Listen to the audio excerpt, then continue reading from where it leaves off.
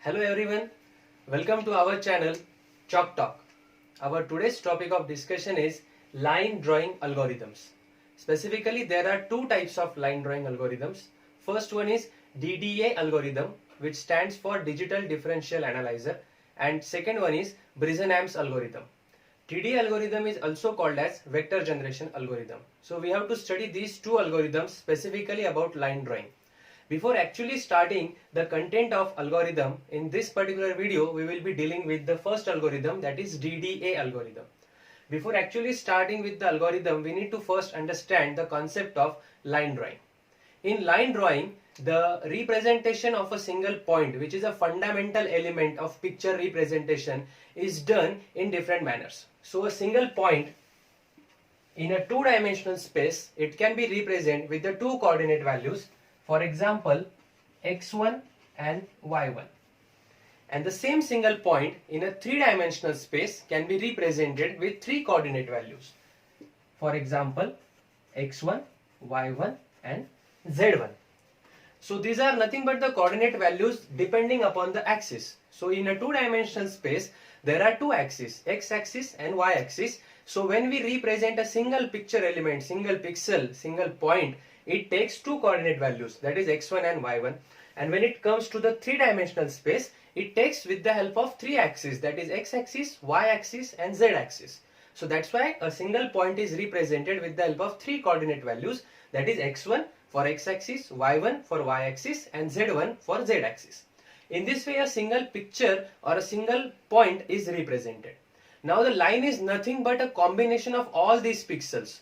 So for this particular line drawing, we have to consider a single pixel, and according to the starting point of the line and to the end point of the line, we have to identify or we have to calculate the different number of pixels which lies. And for that, a respective algorithmic steps needs to be performed. So this is nothing but the logic of algorithm, where you will apply this logic with the help of different programming languages, and the output of that program will be a simple line drawing. So we will start with the step-by-step algorithmic procedure. In case of DDA, which is also called as Digital Differential Analyzer as the full form of this, and it is also called as a vector generation algorithm. Vector means a single unidirectional way where a line segment will be represented. The line and line segments are different things. Line is having indefinite endpoint, whereas a line segment is having finite start and end point. So for example, with the first step, we can read this. Read the line endpoints, that is x1, y1 and x2, y2, such that they are not equal. This condition is important, that they are not equal, because if they are equal, it means that it is nothing but a single pixel or a single point that will represent the coordinate values of x1, y1 and x2, y2. But we have to read this from the user in such a manner that my x1, y1 and x2, y2 are not equal. So for example, this is my first point x1, y1, and this is my another point on the two-dimensional space, that is x2, y2. Particularly for this algorithm, we will be talking about a two-dimensional space. So only x value, that is x coordinate, and y value, that is y coordinate, will be in picture. So after completion of first step, we will have the values of x1, y1, that is single point, and x2, y2, that is end point of the line.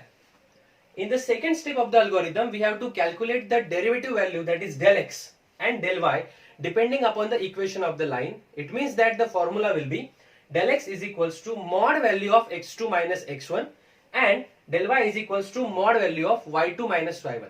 We can also call it as absolute value of del x and absolute value of del y.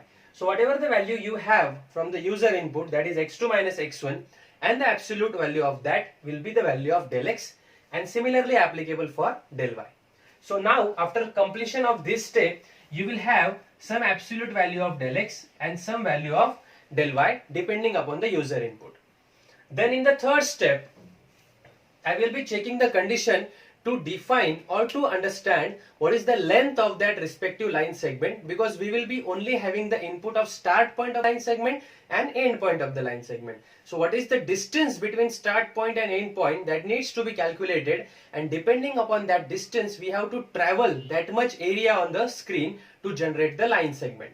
So if my del x is greater than equals to del y, according to this condition, I am having a new variable that is called as length. So what is the value of del x that will be assigned to the length? and if this condition is not satisfied, then the value of del y will be assigned to the length. So considering the new variable, that is length, either it will be del x or it will be del y, depending upon this condition. Either my del x is greater than equals to del y. If the condition is true, length is equals to del x, and if the condition is false, length is equals to del y. So at the completion of third step, you have another value of length. I hope you are getting this. Now in the fourth step, we will be calculating the new values of del x and del y to use it as an incremental factor. Because depending upon the incremental factor, we have to go pixel by pixel to complete the space between start point and end point. So the formula for calculating new del x and del y will be del x is equals to x2 minus x1, that is already we have, divided by length factor, length we have calculated now, and the same applicable for del y. Similarly, del y can be calculated using the formula y2 minus y1 divided by length. Now you got the updated values of del x and del y. Initially already we have the values. Now with the help of this formula, you got the new values of del x and del y. We will be utilizing these updated values to the incremental factor. So in the next step, we got the new coordinates x and y with the help of original coordinates x1, y1, or we can call it as old coordinates, plus 0.5. So you might be thinking why 0.5 is added. It is nothing but just to round up the values of the x1 and y1. So we have added the 0.5 to it, considering all integer values to be plotted. So you got the new values for x and y. So whatever the x1, y1 is, adding 0.5 to it, make sure it is a rounded up. You got the new values of x1, y, and with the help of plot function, specifically you have to use put pixel function at the time of programming. You are plotting the integer value of x and integer value of y. So in that case, you got the first point where you have an integer value of x and integer value of y with the coordinate values. Now we have to repeat the same process again and again, so that you will travel the in between distance from starting point x1, y1 to the end point x2, y2 by repeating the same process again and again. That's why the while loop is taken. Now incremental factor, again considering a counting variable, that is I is equals to 1, and we will be checking the condition of I less than equals to length, so that it should stop at the proper destination or at the end point. Now when I say I is less than equals to length, I will be utilizing or checking this condition every time and performing this series of steps which are written over here. So the first step is x is equals to x plus del x. So I am just modifying the value of x and y every time with the help of incremental factor, that is del x and del y, which we have already calculated. So the old value of x plus del x will give me the new value of x, and old value of y plus del y will give me the new value of y. And whatever the updated values I will be receiving after the execution of these two steps, I am just plotting those values with the help of plot function, that is put pixel. So x and y are plotted, and then again I increment the counter variable, that is I is equals to I plus 1.